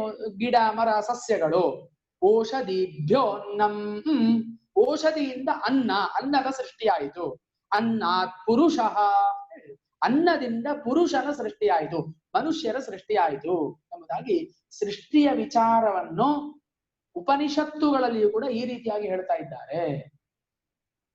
ಎಷ್ಟು ಸೊಗಸಾಗಿ ಉಂಟು ನೋಡಿ. ಇದನ್ನೇ ಪುರಾಣದಲ್ಲಿ ಆಗುವಾಗ ಈ ರೀತಿಯಲ್ಲಿ ಹೇಳಿ, ಇದೇ ವಿಚಾರವನ್ನು ಸ್ವಲ್ಪ ಬೇರೆ ರೀತಿಯಲ್ಲಿ ಹೇಳಿದ್ದನ್ನು ಕಾಣಬಹುದು. ಆದ್ದರಿಂದ ಈ ಪಂಚಭೂತದ ಸೃಷ್ಟಿ ಅಂತ ಹೇಳುವಂಥದ್ದು ಹೇಗೆ ಆಯ್ತು ಅಂತ ನಮಗೆ ಗೊತ್ತಾಗ್ತದೆ. ಆದ್ರಿಂದ ನಮ್ಮನ್ನು ಪಾಂಚಭೌತಿಕ ಶರೀರ ಅಂತ ಹೇಳುವಂತ ಪೃಥಿವ್ಯ ತೇಜೋ ವಾಯು ಆಕಾಶ ಅಂತ 5 ಪಂಚಭೂತಗಳು ಆ ಎಲ್ಲವೂ ಕೂಡ ನಮ್ಮ ಶರೀರದಲ್ಲಿ ಇರುವುದರಿಂದ ನಮ್ದು ಪಂಚಭೌತಿಕವಾದಂತಹ ಶರೀರ. ಆ ಪಂಚಭೂತಗಳು ನಮ್ಮ ಶರೀರದಿಂದ ಬೇರೆ ಆದ ಕೂಡಲೇ ಅವನನ್ನು ಮರಣ ಹೊಂದಿದ ಅಂತ ನಾವು ಹೇಳ್ತೇವೆ, ಅದನ್ನು ಹೆಣ ಅಂತ ನಾವು ಹೇಳ್ತೇವೆ. ಅದೆಲ್ಲವೂ ಕೂಡ ಆ ಶರೀರವನ್ನು ಬಿಟ್ಟು ಹೋಗಿದೆ ಅಂತ ಗೊತ್ತಾಯ್ತಾ? ಇರ್ಲಿ, ಈ ಪಂಚಭೂತಗಳ ಗುಣಗಳಾದಂತಹ ಈಗ ಏನು ಶಬ್ದ, ಸ್ಪರ್ಶ, ರೂಪ, ರಸ, ಗಂಧ ಅಂತ ನಾನು ಏನು ಹೇಳಿದೆ, ಅದನ್ನು ಪಂಚ ತನ್ಮಾತ್ರೆಗಳು ಅಂತ ಕರೀತಾರೆ. ಈ ಗುಣಗಳನ್ನು ಗ್ರಹಿಸಲಿಕ್ಕೆ ಪಂಚ ಜ್ಞಾನೇಂದ್ರಿಯಗಳು ಬೇಕು. ನೋಡಿ, ಶಬ್ದವನ್ನು ಗ್ರಹಿಸಲಿಕ್ಕೆ ಕಿವಿ ಬೇಕು, ಸ್ಪರ್ಶವನ್ನು ಗ್ರಹಿಸಲಿಕ್ಕೆ ಚರ್ಮ ಬೇಕು, ರೂಪವನ್ನು ಗ್ರಹಿಸಲಿಕ್ಕೆ ಕಣ್ಣು ಬೇಕು, ರಸವನ್ನು ಗ್ರಹಿಸಲಿಕ್ಕೆ ನಾಲಿಗೆ ಬೇಕು, ಗಂಧವನ್ನು ಗ್ರಹಿಸಲಿಕ್ಕೆ ಮೂಗು ಬೇಕು. ಇದನ್ನು ಪಂಚ ಜ್ಞಾನೇಂದ್ರಿಯಗಳು ಅಂತ ಹೇಳುವಂಥದ್ದು. ಹಾಗೆ ಪಂಚ ಜ್ಞಾನೇಂದ್ರಿಯಗಳ ಸೃಷ್ಟಿ ಆಯಿತು. ತದನಂತರ ಪಂಚ ಕರ್ಮೇಂದ್ರಿಯಗಳು ಅಂತ ವಾಕ್, ಪಾಣಿ, ಪಾದ, ಪಾಯೂಪಸ್ಥ. ವಾಕ್ ಅಂತ ಹೇಳಿದ್ರೆ ಬಾಯಿ, ಪಾಣಿ ಅಂತ ಹೇಳಿದ್ರೆ ಕೈ, ಪಾದ ಅಂತ ಹೇಳಿದ್ರೆ ಕಾಲು, ಪಾಯು ಅಂತ ಹೇಳಿದ್ರೆ ಮಲದ್ವಾರ, ಮತ್ತೆ ಉಪಸ್ಥ ಅಂತ ಹೇಳಿದ್ರೆ ಮೂತ್ರದ್ವಾರ. ಹೀಗೆ ಇವುಗಳನ್ನು ಪಂಚ ಕರ್ಮೇಂದ್ರಿಯಗಳು ಅಂತ ಕರೀತಾರೆ. ಹೇಗೆ ಸೃಷ್ಟಿಯ ಒಂದು ವಿಧಾನ ನೋಡಿ, ಬಹಳ ಅತ್ಯದ್ಭುತವಾದದ್ದು. ಯಾವ ವಿಜ್ಞಾನವೂ ಕೂಡ ಇದರ ಎದುರಿಗಿಲ್ಲ. ವಿಜ್ಞಾನ ಎಲ್ಲ ಇವತ್ತು ಪ್ರತಿಪಾದನೆ ಮಾಡ್ತಾ ಉಂಟು ಅಂತ ಆದ್ರೆ ಅದೆಲ್ಲ ನಮ್ಮ ಉಪನಿಷತ್ತುಗಳನ್ನು, ನಮ್ಮ ವೇದಗಳನ್ನು ಆಧಾರವಾಗಿಟ್ಟುಕೊಂಡೆ, ಬೇರೆ ಯಾವುದನ್ನು ಕೂಡ ಅಲ್ಲ. ಆದ್ದರಿಂದ ಇದನ್ನು ಋಷಿ ಮುನಿಗಳು ಮಾತ್ರ ಬೇರೆ ರೂಪದಲ್ಲಿ ಹೇಳಿದ್ದಾರೆ, ಯಾರಿಗೂ ಅರ್ಥವಾಗದ ರೀತಿಯಲ್ಲಿ ಹೇಳಿದ್ದಾರೆ. ಯಾಕೆ? ಅರ್ಥ ಆಗಬೇಕು ಅಂತ ಆದ್ರೆ ನಾವು ಅಷ್ಟು ಡೀಪ್ ಆಗಿ ಒಳಗೆ ಹೋಗ್ಬೇಕು ಅಂತ. ಆ ಡೀಪ್ ಆಗಿ ಹೋಗುವಷ್ಟು ವ್ಯವಧಾನ ನಮ್ಗಿಲ್ಲ. ನಮ್ಗೆಲ್ಲವೂ ಕೂಡ ಕೂಡ್ಲೆ ಸಿಗ್ಬೇಕು. ಈಗ ಅಂಗಡಿಯಲ್ಲಿ ಸಿಕ್ಕಿದ ಹಾಗೆ ಮನೆಗೆ ತರುವುದು, ದೋಸೆ ಹಿಟ್ಟಿಗೆ ನೀರು ಹಾಕುವುದು, ಕೂಡ್ಲೆ ಕಾವಲಿಗೆ ಹೊಯ್ಯುವುದೇ. ಅದನ್ನು ಹಿಂದಿನ ದಿವಸ ಕಡ್ದು ಮಾಡುವಷ್ಟೆಲ್ಲ ನಮ್ಗೆ ವ್ಯವಧಾನ ಇಲ್ಲ. MTR ನದ್ದು ಸಿಗ್ತದಲ್ಲ, ಕೂಡ್ಲೆ ತರುವುದು ಮಾಡುದೇ. ಭಟ್ರಿಗೆ ಇದೆಲ್ಲ ಹೇಗೆ ಗೊತ್ತುಂಟು ಅಂತ ಕೇಳ್ಬೇಡಿ, ಹೇಳಿದ್ದು ವ್ಯವಸ್ಥೆ ಹಾಗೆ ಉಂಟು. ಆದ್ರೆ ನಾವು ಅದರ ಡೀಪ್ ಅಂದ್ರೆ ಅದರ ಮೂಲವನ್ನು ನಾವು ಚೆನ್ನಾಗಿ ತಿಳ್ಕೊಳ್ಬೇಕು ಅಂತ ಋಷಿಗಳ ಮನಸ್ಸಿದ್ದದ್ದು. ಸುಮ್ಮನೆ ಮೇಲೆ ಮೇಲೆ ತಿಳ್ಕೊಂಡ್ರೆ ಸಾಕಾಗುದಿಲ್ಲ, ಮನುಷ್ಯ ಅದರ ಒಳಗೆ ಡೀಪ್ ಆಗಿ ಹೋಗ್ಲಿ ಎಂಬಂತಹ ವಿಚಾರ. ಆದ್ದರಿಂದ ಹೀಗೆ ಈಗ ನಾವೇನಾಯ್ತು ತಿಳ್ಕೊಂಡದ್ದು, ಒಂದು ಪಂಚಭೂತಗಳು ಅಂತ ಆಯ್ತು. ಪಂಚಭೂತಗಳಾದ ಮೇಲೆ ಪಂಚ ತನ್ಮಾತ್ರೆಗಳು ಅಂತ ಆಯ್ತು. ಅದಾದ್ಮೇಲೆ ಪಂಚ ಜ್ಞಾನೇಂದ್ರಿಯಗಳು, ಪಂಚ ಕರ್ಮೇಂದ್ರಿಯಗಳು. ಇವುಗಳೆಲ್ಲವೂ ಕೂಡ ಏನಾಗಿತ್ತು ಅಂತ ಕೇಳಿದ್ರೆ ಚೈತನ್ಯ ರಹಿತವಾಗಿದ್ದವು. ಇವುಗಳಿಗೆಲ್ಲ ಚೈತನ್ಯ ಇರಲಿಲ್ಲ. ಭಗವಂತ ಏನು ಮಾಡಿದ, ಇವುಗಳನ್ನೆಲ್ಲ ತಾನು ಪ್ರವೇಶ ಮಾಡಿ ಅದಕ್ಕೆ ಒಂದು ಚೈತನ್ಯವನ್ನು ಕೊಟ್ಟ. ಆ ಪಂಚಭೂತಗಳನ್ನು, ಪಂಚ ಜ್ಞಾನೇಂದ್ರಿಯಗಳನ್ನು, ಪಂಚ ಕರ್ಮೇಂದ್ರಿಯಗಳನ್ನೆಲ್ಲ ಒಗ್ಗೂಡಿಸಿ ಈ ಶರೀರದ, ಈ ಬಾಡಿಯ ನಿರ್ಮಾಣವನ್ನು ಮಾಡಿದ. ಇದಕ್ಕಿಂತ ಇನ್ನು ಭಗವಂತನಿಗಿಂತ ದೊಡ್ಡ ಇಂಜಿನಿಯರ್ ಯಾರು ಇರ್ಲಿಕ್ಕೆ ಸಾಧ್ಯ ಉಂಟಾ? ಯಾರು ಕೂಡ ಇಲ್ಲ. ಇಷ್ಟು ಒಂದು ವ್ಯವಸ್ಥಿತವಾದಂತಹ ಶರೀರವನ್ನು ಅವನು ಇಟ್ಟಿದ್ದಾನೆ. ನೋಡಿ, ಎಲ್ಲೆಲ್ಲಿ ಯಾವುದು ಬೇಕು, ಮೂಗು ಎಲ್ಲಿ ಬೇಕು ಅಲ್ಲೇ ಇಟ್ಟಿದ್ದಾನೆ, ತಲೆ ಎಲ್ಲಿ ಬೇಕು ಅಲ್ಲೇ ಇಟ್ಟಿದ್ದಾನೆ. ತಲೆ ಕೆಳಗೆ ಕಾಲ ಮೇಲೆ ಹಾಕ್ತಿದ್ರೆ ಅಂತ ಅವಸ್ಥೆ ಇತ್ತು ನಮ್ದು. ಕೈಗಳನ್ನು ಎಲ್ಲಿ ಬೇಕು ಅಲ್ಲೇ ಇಟ್ಟಿದ್ದಾನೆ. ಎಲ್ಲವನ್ನು ಕೂಡ, ಅದರಲ್ಲಿಯೂ ಕೂಡ ನಮ್ಮ ಶರೀರದಲ್ಲೇ ಕೆಲವು ಭಾಗಗಳನ್ನು, ಗುಹ್ಯವಾದಂತಹ ಭಾಗಗಳು ಅಂತ ಅದನ್ನು ಎಲ್ಲಿಡ್ಬೇಕಲ್ಲೇ ಇಟ್ಟಿದ್ದಾನೆ. ಅಂದ್ರೆ ಆ ಶರೀರಕ್ಕೆ ಇದೆಲ್ಲವೂ ಕೂಡ ಚೈತನ್ಯ ರಹಿತವಾಗಿರುವಾಗ ಭಗವಂತ ಅದಕ್ಕೆ ಒಂದು ಚೈತನ್ಯವನ್ನು ಕೊಟ್ಟ. ಚೈತನ್ಯ ಅಂತ ಹೇಳಿದ್ರೆ ಏನು? ಅದಕ್ಕೆ ಒಂದು ಎನರ್ಜಿಯನ್ನು ಕೊಟ್ಟ. ಎನರ್ಜಿ. ಈಗ ನಮ್ಗೆಲ್ಲ ಎಂತಹ ಒಂದು, ನಾವು ಮಂಕಾಗಿರ್ತೇವೆ ಒಂದೊಂದ್ ಸರ್ತಿ. ಮಂಕಾಗಿದ್ದಾಗ ಏನಾಗ್ತದೆ, ಒಂದು ಸ್ಟ್ರಾಂಗ್ ಕಾಫಿಯನ್ನು ಕುಡಿದ್ರೆ ಹೇಗೆ ನಮ್ಗೆ ಚೈತನ್ಯ ಬರ್ತದೆ. ನಮ್ಮಲ್ಲಿ ಪ್ರಾಯಶಃ ಮಂಗಳೂರಿನವರೆಲ್ಲ ತುಂಬಾ ಇದ್ದಾರೆ, ಅವರಿಗೆಲ್ಲರಿಗೂ ಕೂಡ ಗೊತ್ತಿರ್ಬೋದು. ಈ ತಾಜ್ ಮಹಲ್ ಕಾಫಿ ಅಂತ ಒಂದು ಉಂಟು. ನಾನಿಷ್ಟವರೆಗೆ ಕುಡಿಲಿಲ್ಲ. ಬೆಳಿಗ್ಗೆ ಎದ್ದು ಕೆಲವರು, ನಾನು ಹೇಳಿ ಕೇಳಿದ್ದು, ಈಗಲೂ ಕೂಡ ಅದು ಹೌದು ಅಂತ ಹೇಳ್ತಾರೆ, ಅವರು ಬ್ರಷ್ ಮಾಡುವ ಮೊದ್ಲೇ ತಾಜ್ ಮಹಲಿಗೆ ಹೋಗಿ ಒಂದು ಕಾಫಿ ಕೊಟ್ಟು ಬರ್ಬೇಕು ಅವರಿಗೆ. ಇಲ್ಲದಿದ್ರೆ ಅವರ ದಿವಸವೇ ಪ್ರಾರಂಭ ಆಗುದಿಲ್ಲ. ಬೇರೆ ಯಾವುದನ್ನೂ ಬಿಟ್ಟಾರು ತಾಜ್ ಮಹಲ್ ಕಾಫಿಯನ್ನು ಅವರು ಬಿಡ್ಲಿಕ್ಕೆ ಸಾಧ್ಯವೇ ಇಲ್ಲ ಅಂತೆ. ಎಷ್ಟೋ ಜನ ಈಗಲೂ ಕೂಡ ಇದ್ದಾರೆ. ಅದಕ್ಕೆ ನಾವು ಬೆಳಿಗ್ಗೆ ಕೆಲವು 5:30-6 ಗಂಟೆಗೆ ಪೂಜೆಗೆ ಸ್ಕೂಟರ್ ಅಲ್ಲಿ ಕಾರ್ನಲ್ಲಿ ಹೋಗುವಾಗ ಆ ತಾಜ್ ಮಹಲ್ ಹೋಟೆಲ್ ಹತ್ರ ಫುಲ್ ಗಾಡಿ ಇರ್ತದೆ. ನಮ್ಗೆ ಆಶ್ಚರ್ಯ, 5:30 ಗಂಟೆಗೆ ಒಂದು ಹೋಟ್ಲಿಗೆ ಬಂದು ತಿನ್ನುದು ಅಂತ ಹೇಳಿದ್ರೆ ಏನು? ಮತ್ತೆ ಗೊತ್ತಾಯ್ತು, ಅಲ್ಲಿಯ ಕಾಫಿಗೆ ಅಷ್ಟು ಅದೇ ಒಂದು ಎನರ್ಜಿಯನ್ನು ಕೊಡ್ತದೆ ಅದು ಅಂತ. ಇದನ್ನ ನಾನು ಯಾಕೆ ಹೇಳ್ತಾ ಇದ್ದೇನೆ, ಇದೆಲ್ಲ ಅನಗತ್ಯ ಆದ್ರೂ ಕೂಡ ಉದಾಹರಣೆಗೋಸ್ಕರವಾಗಿ ನಾವು ಕೆಲವು ಖಾಲಿ ಇದನ್ನೇ ಮಾತಾಡ್ತಾ ಇದ್ರೆ ಅದು ನಮ್ಗೆ ಸ್ವಲ್ಪ ಬೋರು ಬರ್ಬೋದು. ಯಾರು ಅನ್ಯತಾ ಭಾವಿಸಬಾರದು. ಪ್ರಮಾನಂದರಾಯರು ನೆಗಾಡ್ತಾ ಇದ್ದಾರೆ. ಹಾಗಿರುವಾಗ ಉದಾಹರಣೆಗೆ ಹೇಳಿದ್ದ. ಆದ್ರಿಂದ ಆ ಎನರ್ಜಿಯನ್ನು ಕೊಟ್ಟವನು ಯಾರು ಅಂತ ಕೇಳಿದ್ರೆ ಭಗವಂತ. ಅವನೇನ್ ಮಾಡಿದ ಅಂತ ಕೇಳಿದ್ರೆ ಆ ಬೇಕಾದಂತಹ ಎನರ್ಜಿಯನ್ನು ಕೊಟ್ಟು ಶರೀರವನ್ನು ನಿರ್ಮಾಣ ಮಾಡಿದ. ಆದ್ದರಿಂದ ನೀನೇನು ಮಾಡು ಅಂತ ಕೇಳಿದ್ರೆ, ಪರೀಕ್ಷಿತನಿಗೆ ಹೇಳ್ತಾ ಇರುವುದು ಇದು. ಪರೀಕ್ಷಿತನಿಗೆ ಶುಕ ಮಹರ್ಷಿಗಳು ಸೃಷ್ಟಿಯ ಒಂದು ವ್ಯವಸ್ಥೆಯನ್ನು ಈ ರೀತಿಯಾಗಿ ಆಯಿತು ಅಂತ ಭಾಗವತದ ಕಥೆಯನ್ನು ಹೇಳಲಿಕ್ಕೆ ಶುರು ಮಾಡ್ತಾ ಇದ್ದಾರೆ. ಸಪ್ತಾಹದ ಮೂಲಕವಾಗಿ 7 ದಿವಸ ನಾನು ಏನು ಭಗವಂತನ ಕಥೆಯನ್ನು ಹೇಳ್ತೇನೆ ಅದನ್ನು ನೀನು ಕೇಳು, ಖಂಡಿತವಾಗಿ ನಿನಗೆ ಭಗವದ್ ದರ್ಶನ ಆಗ್ತದೆ ಅಂತ ಅವನಿಗೆ ಶಾಪರೂಪವಾಗಿ ಕೊಟ್ಟಂತಹ 7 ದಿವಸವನ್ನು ಹೇಗೆ ಉಪಯೋಗ ಮಾಡಬೇಕು ಅಂತ ಶುಕ ಮಹಾಮುನಿಗಳೇ ಅವನಿಗೆ ಉಪದೇಶವನ್ನು ಮಾಡಿದ್ರು. ಈ ರೀತಿಯಾಗಿ ಭಾಗವತದ ಕಥೆ ಮುಂದೆ ಪ್ರಾರಂಭ ಆಗ್ತದೆ. ಬಹಳ ಅದ್ಭುತವಾದಂತಹ ಕಥೆ. 18,000 ಶ್ಲೋಕಗಳನ್ನು ಹೊಂದಿದಂತಹ ಕೃಷ್ಣನ ಮಹಿಮೆಯನ್ನು ಎಲ್ಲವೂ ಕೂಡ, ಅದರಲ್ಲಿ ಇಂತಹ ವಿಚಾರ ಇಲ್ಲ ಅಂತ ಇಲ್ಲ, ಎಲ್ಲವೂ ಕೂಡ ಒಬ್ಬ ಮನುಷ್ಯನ ಜೀವನಕ್ಕೆ ಯಾವ ರೀತಿಯ ಮೌಲ್ಯಗಳು ಬೇಕು ಆ ಮೌಲ್ಯಗಳನ್ನೆಲ್ಲ ತಿಳಿಸುವಂತಹ ಒಂದು ಕಥಾಮೃತ ಅದು ಶ್ರೀಮದ್ ಭಾಗವತ. ಇಲ್ಲಿ ಆದ್ರೂ ನಮ್ಮ ದಕ್ಷಿಣ ಭಾರತದಲ್ಲಿ ಈಗ ಸಾಮಾನ್ಯವಾಗಿ ನಡೀತಾ ಇದೆ. ಉತ್ತರ ಭಾರತದಲ್ಲಿ ಹೋಗ್ಬೇಕು. ಭಾಗವತ್ ಕಥಾ ಅಂತ ಹೇಳಿದವರು, ಭಾಗವತ್ ಕಥಾ ಅಂತ ಹೇಳಿದ್ರೆ ಅದರ ಒಂದು ವೈಭವ ಬಹಳ ಅತ್ಯದ್ಭುತವಾದದ್ದು. ಎಷ್ಟೋ ಜನ, ಸಾವಿರ ಜನ ಕೇಳ್ತಾರೆ. ಎಲ್ಲೆಲ್ಲಿ ಒಂದೊಂದು ಊರಿನಲ್ಲಿ ಭಾಗವತ ಕಥೆಗಳು ನಡೀತದೆ. ಎಷ್ಟು ಜನ ಬರ್ತಾರೆ. ಆ ಕಥೆಯನ್ನು ಹೇಳುವವನಿಗೆ ಎಂತಹ ಒಂದು ಗೌರವ ಆ ಉಪನ್ಯಾಸಕನಿಗೆ. ಅವನು ಹೇಳುವವನು ಕೂಡ ಅದರಲ್ಲಿ ಅಷ್ಟು ಪಾಂಡಿತ್ಯವನ್ನು ಹೊಂದಿರ್ತಾನೆ. ಹಿಂದಿ ಭಾಷೆಯಲ್ಲಿ ಹೇಳುವಂಥದ್ದು. ಅಲ್ಲಿ ಕಥೆಗಳೇ, ಅಲ್ಲಿ ನೋಡಿ ಬೇಕಾದ್ರೆ ನೀವು, ಅಲ್ಲಿ ಯಾವ ಪೂಜೆ, ದೊಡ್ಡ ದೊಡ್ಡ ಹೋಮ ಯಾಗಗಳೆಲ್ಲ ಭಾರಿ ಕಮ್ಮಿ. ಉತ್ತರ ಭಾರತದಲ್ಲಿ ದೇವಸ್ಥಾನದಲ್ಲಿಯೂ ಕೂಡ ಅಲ್ಲಿಯ ಒಂದು ವಿಧಾನ, ಪೈಜಾಮ್ ಮತ್ತೆ ಕುರ್ತನ ಹಾಕಿ ಪೂಜೆ ಮಾಡ್ತಾರೆ. ನಮ್ಗೆ ಅಲ್ಲಿಯ ದೇವಸ್ಥಾನಗಳಲ್ಲಿ ದೊಡ್ಡ ಒಂದು ಭಕ್ತಿ ಅಂತ ಹೇಳುವಂಥದ್ದು ಕೂಡ ಬರುವುದಿಲ್ಲ. ಅಲ್ಲಿ ಒಂದು ಇದೇ ಬೇರೆ. ಅಲ್ಲಿ ಇದನ್ನು ನಾನು ಖಂಡಿಸ್ತಾ ಇಲ್ಲ. ಅಲ್ಲಿ ಪ್ರಾಧಾನ್ಯ ಯಾವುದಕ್ಕೆ ಅಂತ ಹೇಳಿದ್ರೆ ಈ ಕಥೆಗೆ. ಭಾಗವತ್ ಕಥೆ, ಕೃಷ್ಣ ಕಥೆ, ರಾಮಾಯಣ ಕಥೆ, ಹೀಗೆ ಈ ಕಥೆಗಳು ಅಲ್ಲಲ್ಲಿ ನಡೀತಾ ಇರುತ್ತದೆ. ಅದರಿಂದ ಅಲ್ಲಿ ಧರ್ಮ ಜಾಗೃತಿ ಆಗ್ತಾ ಇದೆ. ಇದೊಂದು ಅಲ್ಲಿಯ ಒಂದು ವ್ಯವಸ್ಥೆ ಅಂತ ನಾನು ಹೇಳ್ತಾ ಇದ್ದೇನೆ. ಹಾಗೆ ಈ ಭಾಗವತ ಕಥೆ ಅಂತ ಹೇಳುವಂತದ್ದನ್ನು ಪರೀಕ್ಷಿತನಿಗೆ ಶುಕ ಮಹಾಮುನಿಗಳು ಹೇಳಿ ಅವನಿಗೆ ಭಗವದ್ ದರ್ಶನವನ್ನು ಮಾಡಿಸಿದ್ರು ಅಂತ ಯಾಕೆ ನಾನು ಹೇಳ್ತಾ ಇದ್ದೇನೆ? ಆರ್ತೋ ಜಿಜ್ಞಾಸುಹು, ಎರಡನೆಯ ವಿಧವಾದಂತಹ ಭಕ್ತರ ಲಕ್ಷಣ ಯಾವ ರೀತಿಯಲ್ಲಿ ಇರ್ತದೆ, ಅದಕ್ಕೆ ಉದಾಹರಣೆ ಪರೀಕ್ಷಿತ ರಾಜನು ಹೇಗೆ ಆಗ್ತಾನೆ ಅಂತ ಹೇಳುವಂತಹ ವಿಚಾರವನ್ನು ಇವತ್ತಿನ ದಿವಸ ನಾನು ನಿಮ್ಗೆ ಸೂಕ್ಷ್ಮವಾಗಿ ತಿಳಿಸಿದ್ದೇನೆ. ಇನ್ನು ನಾಳೆ ಅರ್ಥಾರ್ಥಿ ಜ್ಞಾನಿ ಅಂತ ಹೇಳುವಂತಹ ಎರಡು ವಿಧವಾದಂತಹ ಭಕ್ತರಿದ್ದಾರೆ, ಅವರ ಲಕ್ಷಣವನ್ನು ನೋಡುವ ಅಂತ ಹೇಳ್ತಾ ಇವತ್ತಿನ ಉಪನ್ಯಾಸವನ್ನು ಕೃಷ್ಣಾರ್ಪಣಮಸ್ತು ಅಂತ ಇಲ್ಲಿಗೆ ಮುಗಿಸ್ತಾ ಇದ್ದೆ. ನಮಸ್ಕಾರ ಗುರುಗಳೇ. ನೀವು ಹೇಳುವಾಗ ನಂಗೆ ನೆನಪಾಯ್ತು, ನೀವು ಹೇಳಿದ್ರಿ ಈ ವೇದಾಸ್ ಉಪನಿಷತ್ ಎಲ್ಲ ಸುರಿಂದ ಇದೆ. ಇದರಿಂದನೇ ನಾವೆಲ್ಲ ಈಗ ಮೊದಲೆಲ್ಲ ಮಾಡ ಇದೇನೇ ಇದೆ. ನಾನು MSc ಮಾಡುವಾಗ ನಮ್ಮಲ್ಲಿ ರಾಮಚಂದ್ರ ಭಟ್ ಅಂದ್ರೆ ಇದ್ರು, ಬೆಂಗಳೂರಲ್ಲಿ ಎಸ್ ವ್ಯಾಸ, ಅವ್ರು ನಾಸಾ ಸೈಂಟಿಸ್ಟ್. ಈಗ ನಾನು ಆಲೋಚನೆ ಮಾಡಿದೆ, ನಾಸಾ ಸೈಂಟಿಸ್ಟ್ ಯಾಕೆ, ಇವರು ಸಂಸ್ಕೃತ ಪಂಡಿತ್. ಅವಾಗ ನಾವು ಕೇಳಿದೆ, ಈಗ ನಾವು ಲಂಚ್ ಟೈಮಿಗೆ ನಮ್ದು ಊಟ ಟೈಮಿಗೆ ಕೇಳಿದೆ, ಸರ್ ನೀವು ಸಂಸ್ಕೃತ್ ಪಂಡಿತ್, ನೀವು ನಾಸಾದಲ್ಲಿ ಏನ್ ಮಾಡೋದು? ನಾಸಾದಲ್ಲಿ ಇದು ಬೇಕಲ್ಲ, ಆಸ್ಟ್ರೋನಾಮರ್ ಬೇಕು ಅಥವಾ ಸ್ಪೇಸ್ ಇದು ಕಲ್ತೋ ಇಂಜಿನಿಯರ್ ಬೇಕು, ನೀವು ಹೇಗೆ ಏನ್ ಮಾಡಿದ್ರೆ ಇದು ನಿಮ್ಗೆ ನೀವು ತಪ್ಪು ತಿಳ್ಕೊಳ್ತೀರಿ. ಇದು 156 ಇಂಡಿಯನ್ ಸಂಸ್ಕೃತ್ ಪಂಡಿತ್ ಅಲ್ಲಿದ್ದಾರೆ ನಾಸಾದಲ್ಲಿ, ಬರೇ ಖೋಜ್ ಮಾಡ್ತಾ. ಅಂದ್ರೆ ಇದೆಲ್ಲ ವೇದ ಉಪನಿಷದಲ್ಲಿ ಇದೆ, ಎಲ್ಲ ಸೈನ್ಸ್. ನಮ್ಮ ಲ್ಯಾಪ್ಟಾಪ್ ನಮ್ಮ ಫೋನು ಆಲ್ರೆಡಿ ಮಾಡಿದೆ.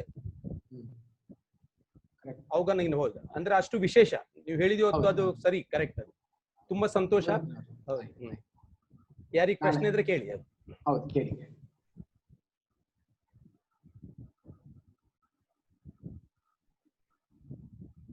ಮತ್ತೆ ಇವತ್ತು ಸಾಯಂಕಾಲ ಪುನಃ ಯೋಗ ಸೈಕಾಲಜಿ ಮೇಲಿದೆ. ಇವತ್ತು ಗುರುಗಳು ಹೇಳಿದ್ರು ನಿಮಗೆ ಅಷ್ಟಾಂಗ ಯೋಗದ ಮೇಲೆ ಯಮ ನಿಯಮ, ಆಸನ, ಪ್ರಾಣಾಯಾಮ, ಪ್ರತಿಹಾರ, ಧಾರಣ, ಧ್ಯಾನ, ಸಮಾಧಿ ಎಲ್ಲ ಸಮಾಧಿ ಹೋಗ್ಲಿಕ್ಕಾಗಿ ಹೇಗೆ ಸೈಕಾಲಜಿಕಲಿ ನಾವು ಹೇಗೆ ಫಿಟ್ ಆಗಬೇಕು ಅಕಾರ್ಡಿಂಗ್ ಟು ಪತಂಜಲಿ ಸೂತ್ರ. ಇವತ್ತು ಸಬ್ಜೆಕ್ಟ್ ಇದ್ದೆ. ಭಾರಿ ದೊಡ್ಡ ವಿದ್ವಾನ, Sanskrit pandit from Banaras university, 6 gold medalist, 2 silver medal, professor at Somaiya college. ಅವ್ರು ಇವತ್ತು ಬರ್ತಾ ಇದ್ದಾರೆ. ಮಿಸ್ ಅಗ್ರ ಟೈಮ್ ಇದ್ರೆ ಮಿಸ್ ಮಾಡಬೇಡಿ, 6:30 ಗಂಟೆಗೆ ಇದೆ ಅವ್ರದ್ದು ಟಾಕ್. ಓಕೆ, ನಾವು ಮುಗಿಸುವನ? ಯಾರಿಗೆ ಪ್ರಶ್ನೆ ಇಲ್ಲ ಬಹುಶಃ ಇವತ್ತು? ಗುರುಗಳೇ ಮುಗಿಸುವನ? ಮುಗಿಸುವಲ್ಲ? ಶಾಂತಿ ಹೇಳಿ. ಮತ್ತೆ ಮತ್ತೊಂದು ಸಮಸ್ಯೆ ಇದೆ, ಎಷ್ಟು ದಿವಸ ನಡೆಸಬೇಕಿದು ಆ ಕಾರ್ಯ? ನಾವು ಶುಕ್ರವಾರ ಮಾತಾಡೋಣ, ಯಾಕೆ ಸ್ವಲ್ಪ ಬಿಸಿ ಇದ್ದಾರೆ ಗುರುಗಳು ಈಗ ಸಾಯಂಕಾಲ ಹೊತ್ತಿಗೆ. ಅದು ಹೇಗೆ ನೀವು ಹೇಳಿ, ಹೇಗೆ ಡಿಸೈಡ್ ಮಾಡುವ ನಾವು, ಬೇಕಾದ್ರೆ ಶುಕ್ರವಾರ ಹೇಗೆ ಮಾಡ್ಬೇಕಂದು. 3 ಶಾಂತಿ ಹೇಳುವ. ಓಂ ಶಾಂತಿ ಶಾಂತಿ ಶಾಂತಿ. ಹರಿ ಓಂ ತತ್ಸತ್.